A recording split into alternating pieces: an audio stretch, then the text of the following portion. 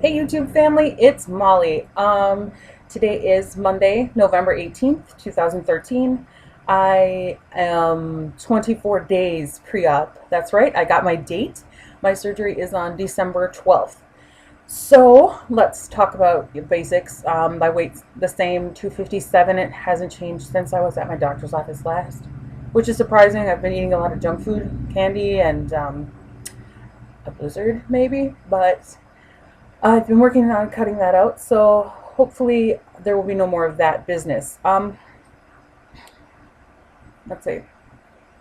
So, with scheduling my surgery came scheduling the last handful of appointments that I have to do before surgery. On the 29th of November, yeah, that's right, the day after Thanksgiving, I have my last weigh-in at my surgeon's office. Maybe a scheduling snafu, we'll see. That day I'll see my nutritionist and I'll see the one of the RNs that works for my surgeon, and they'll go over what to expect before surgery and after the pre-op diet, all of that. I will only have to do 1 week of liquid diet. I'm pretty psyched about that. I know a friend of mine had to do 3 weeks and it was hell, and I know they say anybody can do anything for a week or two. Over the whole scale of your life, a week or two isn't really that much. So, yeah, most I'll have to do is I think like 10 days, they said, so that's not bad. Um, Although it is strict liquid. I know some people get like the bonus meal where you can have like 4 ounces of protein and a green vegetable. I don't have that. It's 5 shakes a day, either Slim Fast 3-2-1 or Carnation Instant Breakfast, and like all the sugar-free popsicles and pudding and water and Crystal Light, that sort of thing. So, 29th. Then the 5th, I have my pre-op appointment with my primary care physician.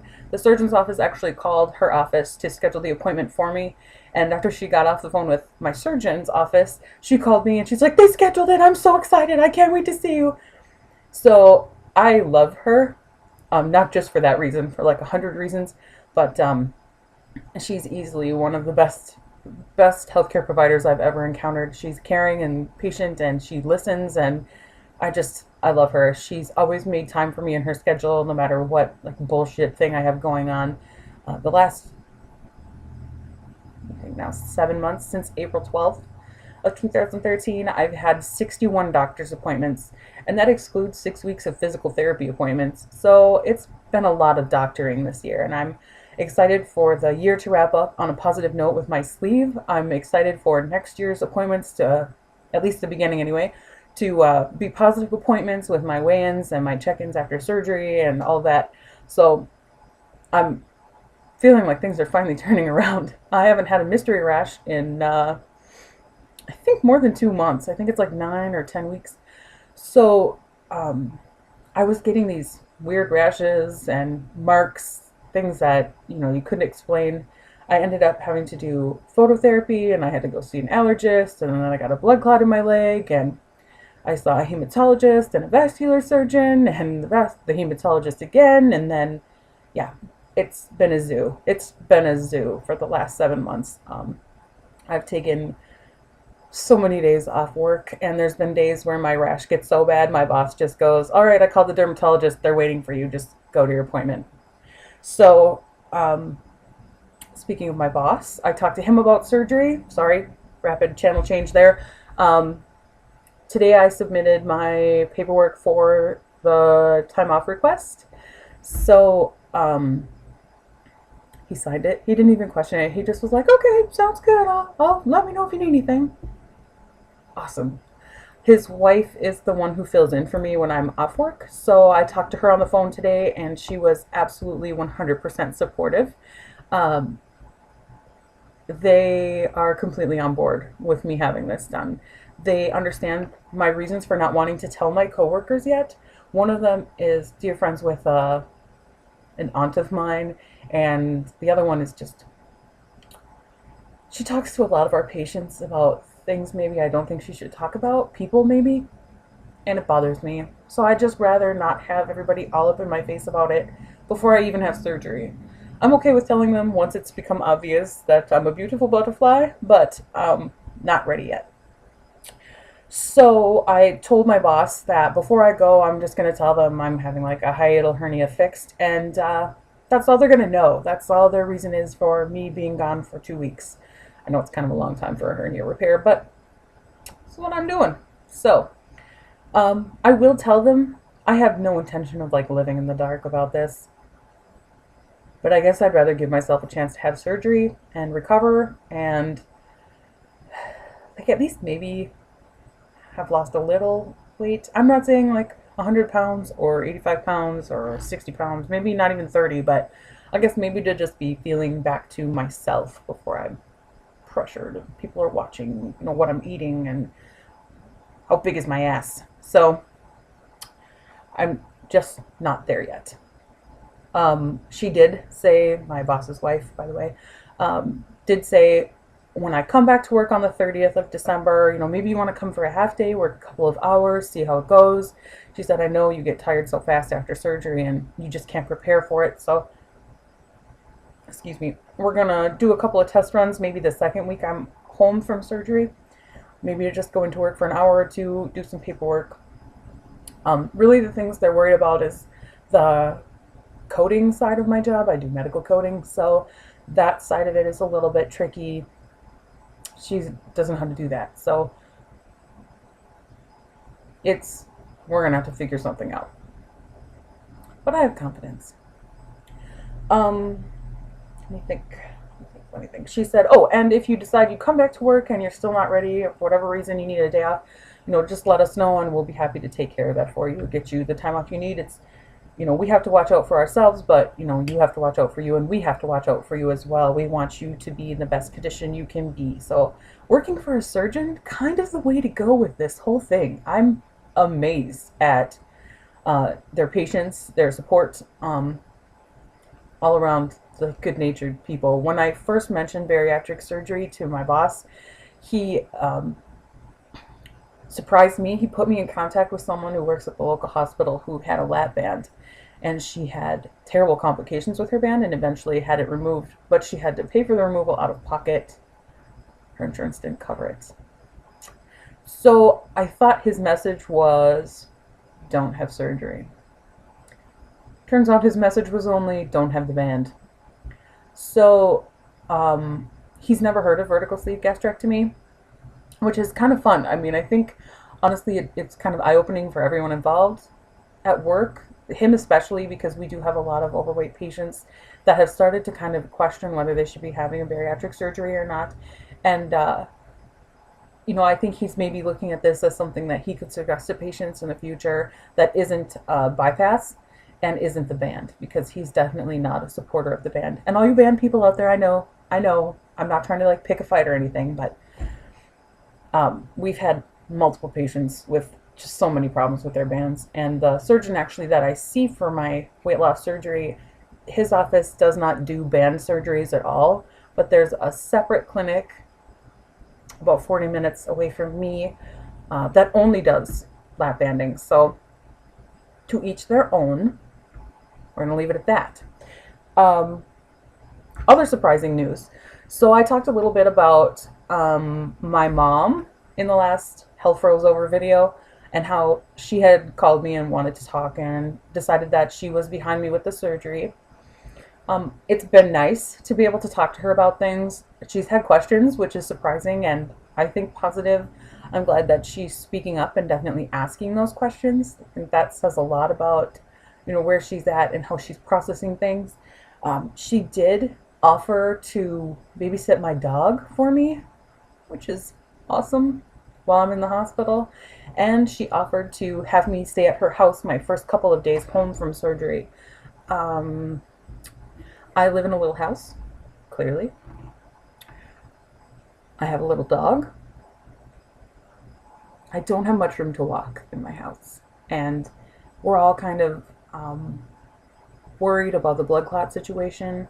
In July, I was diagnosed with deep vein thrombosis in my right calf. It was actually kind of a gray zone clot. It wasn't a deep vein technically, and it wasn't not a deep vein. So my physician, my primary care physician, she opted to treat it like it was a deep vein thrombosis and had me follow up with a hematologist and a vascular surgeon because we were looking at doing bariatric surgery. And so it was important that we establish why the clot happened, will it happen again, what can we do to avoid this in the future. I wore compression socks for the whole summer. It was awesome. I did the anticoagulation thing. I did lots of medications. I had lots of allergic reactions to medications. It was a long summer. I've had 61 doctor's appointments since April 12th, 2013. That's 7 months and 6 days. Yeah, it's a lot of doctor's appointments. So between the clot and a bunch of allergic reaction stuff I had going on, I'm really sick of doctoring. I'm looking forward to being able to count my future doctor's appointments on one hand. I'm also looking forward to some of my future appointments, I guess. I've always, you only go to the doctor when you're sick, but the post-op follow-up checks I'm kind of looking forward to. They'll be a much more positive experience than the last 60 doctor's appointments. So I'm really hoping that they stay positive and that, I don't know, that it's just a good experience to be there for those appointments. So she offered to have me stay at her house. Sorry, backtracking again. I think I might take her up on it. Couple of reasons for that. I've never had a laparoscopic surgery before. I've had surgeries. I've been anesthetized, general anesthesia. I'm not afraid of that. I'm not worried about that part of it. I am worried about being able to get in and out of my shower. My tub here is cast iron and ancient and slippery as hell. My mom has a nice walk-in shower on her main floor and a recliner for me to sleep in. All I have is the old couch here. So I'm really thinking I might stay there. Plus, she'll have the dog, and I can kind of help keep an eye on my dog. I feel bad unloading my dog on people. She's not high maintenance. She's actually really easy to take care of, but I still don't...